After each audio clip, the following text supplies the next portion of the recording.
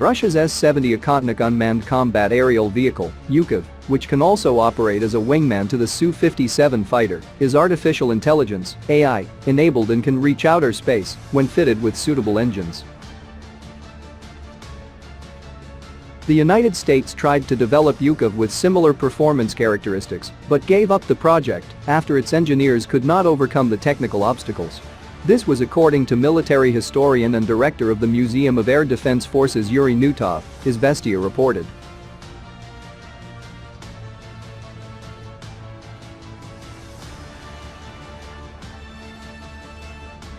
The S-70 Okhotnik is powered by an Al-31 turbojet engine and is expected to fly at 1,000 km an hour and a range of 6,000 km.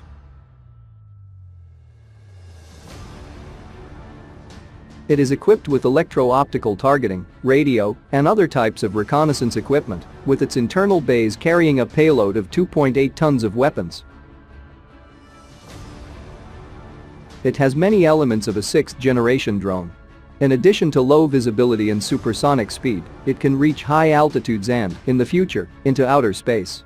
It, however, depends on the engines that still need to be created, the expert said, Nutov said.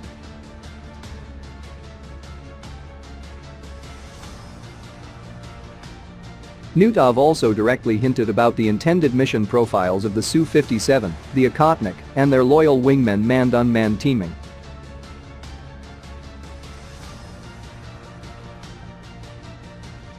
The Su-57 can control a swarm of Okhotnik drones, and this combination opens up great opportunities for solving strategic combat missions. The Hunter is made in the same way as the Su-57.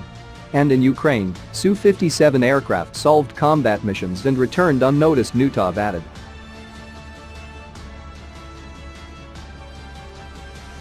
This indicates that Su-57 and the Okhotnik team would either destroy large strategic targets like North Atlantic Treaty Organization, NATO, command centers and civilian military targets, or ease the way for large bombers like the Tupolev Tu-160, Tu-22 or MiG-31s that can carry the Kh-101 cruise missile or the Kinzhal hypersonic missile to release their payload.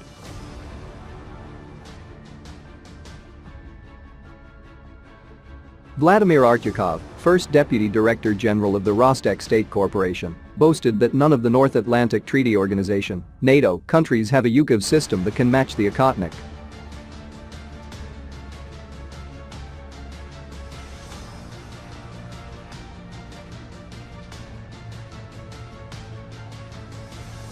The drone has been progressing rapidly, with a version having a flatter nozzle unveiled in December 2021 and the announcement to enter serial production by 2023.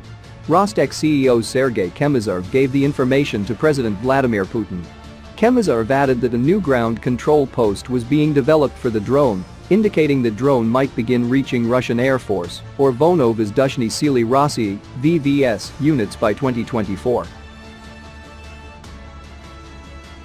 The experimental prototype made its first flight on August 3, 2019, which lasted more than 20 minutes. A 30-minute flight alongside the Su-57 fighter was reported a few months later. In December 2020, RIA Novosti said that Okhotnik conducted simulated tests with infrared, IR, and radar seeker air-to-air missiles to test the UKAV's fire control systems at the 185th Combat Application and Training Center at Ashulik. It conducted its first live-fire test by releasing unguided bombs on a target at the Ashulik training ground near the Caspian Sea, according to a report in January 2021.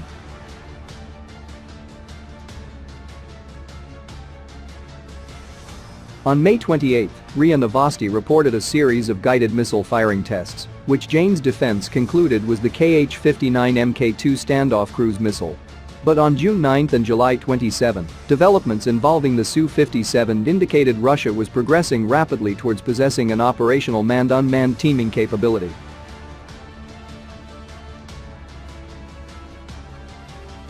RIA Novosti on June 9 reported 4 Su-57s being used in the ongoing Special Military Operation (SMO) in Ukraine in what appeared to be a suppression of enemy air defense (SEAD) operation.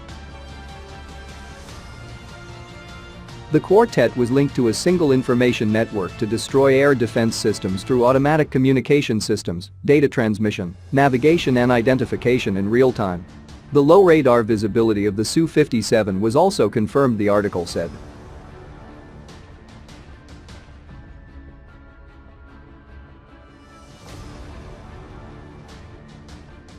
Andriy Ulchanov, deputy chairman of the board of the Russian Military-Industrial Commission, later said in a separate interview that the planes and drones could interact not only with each other, but also in various types of combat formations.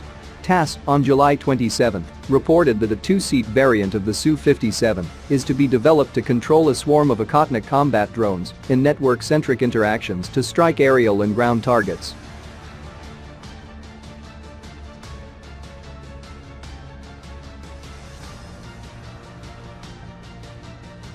The June 9 operation indicates that it is unlikely the Su-57 will not be used for routine tactical missions, with the bulk of the air-to-air and air-to-ground missions being possibly carried out by the Su-30 and Su-35.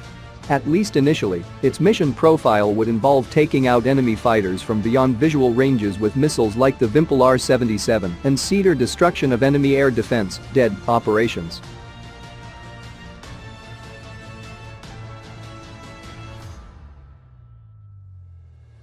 Even reports on Okhotnik's May 28 test said the platform could effectively hit small-sized camouflage targets with missiles at different times of the day.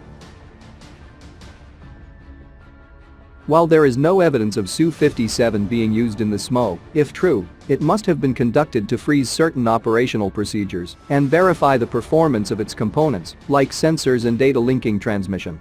The Active Electronically Scanned Array (ESA) radar.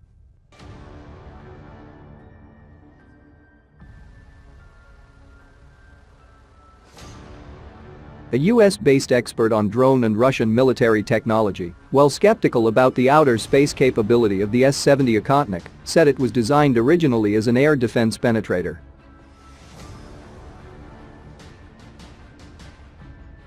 Thus, the Su-57 and S-70 teams would first be employed in SEAD, and DED roles are largely confirmed. This is also because concepts from the US about loyal wingmen working with F-35s show taking out dense air defenses by employing the UAVs for ISR roles, decoys, and limited weapons release.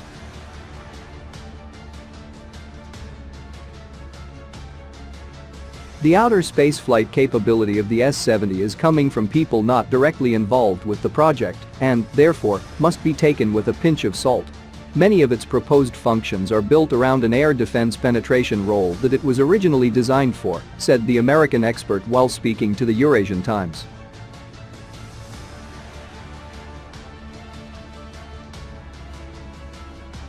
As for the outer space flight capability, which can be assumed to be at the stratosphere, around 50 kilometers high, the US military analyst said the unmanned aircraft eliminates the constraints imposed on human physiology when operating at those altitudes. Taking the pilot out simplifies operation at that level, but again, we need to see proof of at least one such test before we can conclude that is possible, he added.